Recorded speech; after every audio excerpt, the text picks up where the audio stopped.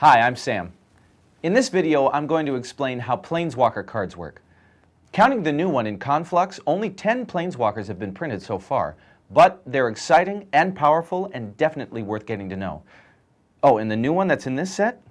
He's just kind of the most evil villain in existence. Introducing Nicol Bolas Planeswalker. There's a lot to process here, so we'll be revisiting him from time to time. Planeswalkers are powerful allies you can call on to fight on your side. The rules for playing a Planeswalker are the same as the rules for playing a creature or enchantment. You can do it only during your turn at the time you could play a sorcery. The spell can be countered. If a Planeswalker spell resolves, it comes into play under your control. A Planeswalker is a permanent. Planeswalkers aren't creatures. If a card says that it affects a creature, like Persuasion does, it won't affect a Planeswalker. But Planeswalkers are permanents. If a spell or ability says it affects a permanent, like Confiscate does, it can affect a Planeswalker.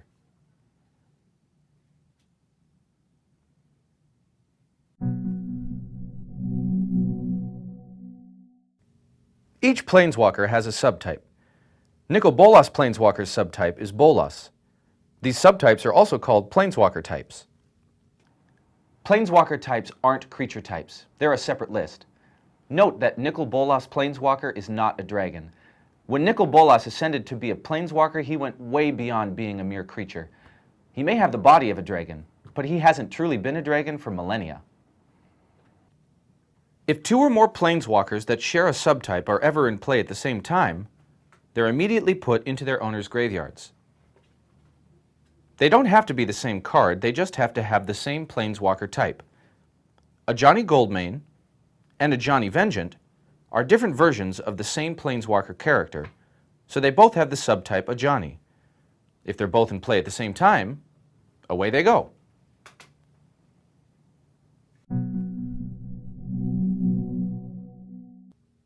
Loyalty is a characteristic only Planeswalkers have. Each Planeswalker has a loyalty number printed in the lower right corner of the card. While a Planeswalker is in play, its loyalty will go up and down. You'll keep track of this by using loyalty counters. A Planeswalker comes into play with a number of loyalty counters on it equal to its loyalty number. While a Planeswalker is in play, its loyalty is equal to the number of loyalty counters on it, and its printed loyalty is ignored. If you play an ability of a Planeswalker, its loyalty can go up or down. Damage dealt to a Planeswalker results in that many loyalty counters being removed from it. If a Planeswalker's loyalty is 0, it's immediately put into its owner's graveyard. It can't be regenerated.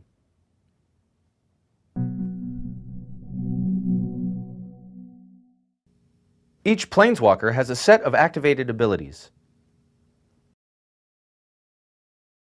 These abilities have restrictions that aren't spelled out on the card. In addition, their costs appear in a format you won't find on any other card. Let's look at the costs first. The cost to play a Planeswalker's ability is represented by an arrow with a number inside. Up arrows contain positive numbers. This first symbol means put 3 loyalty counters on this Planeswalker. If you play this ability, Nicol Bolas' loyalty actually increases. Down arrows contain negative numbers. This second symbol means remove 2 loyalty counters from this Planeswalker. And this symbol means remove 9 loyalty counters from this Planeswalker. You can't play a Planeswalker's ability that has a negative loyalty cost unless the Planeswalker has at least that many loyalty counters on it. That means, if you want to use Nicol Bolas' -9 ability, you'll need to use its +3 ability a couple of times to pump up its loyalty first. These abilities are pretty powerful, so there are limits to when you can play them and how often. Unlike most activated abilities, you can't play these whenever you want. For example, you can't play one during combat. You can play an ability of a Planeswalker you control only during your turn at the time you could play a sorcery. You may play a Planeswalker's ability the turn it enters play.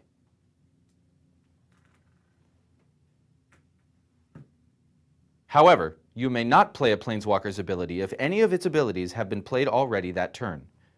In other words, you're limited to 1 ability from each of your Planeswalkers each turn.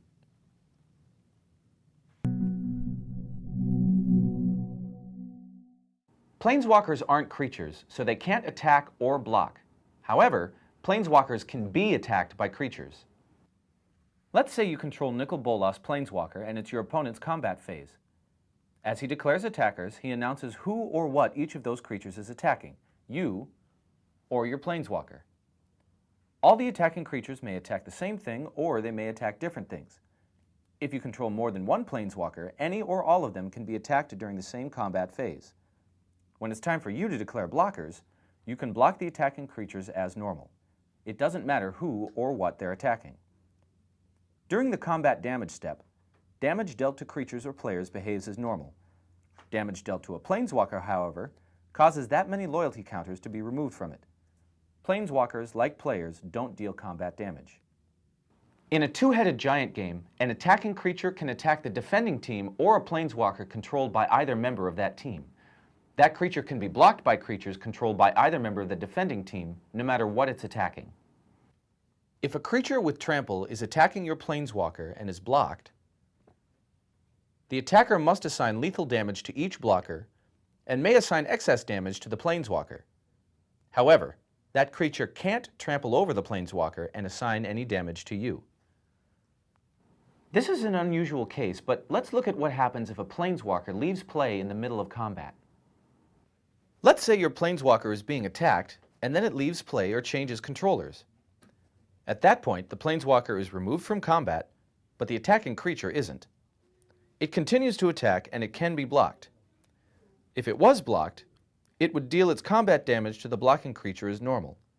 If it wasn't blocked, it wouldn't deal any damage to anything.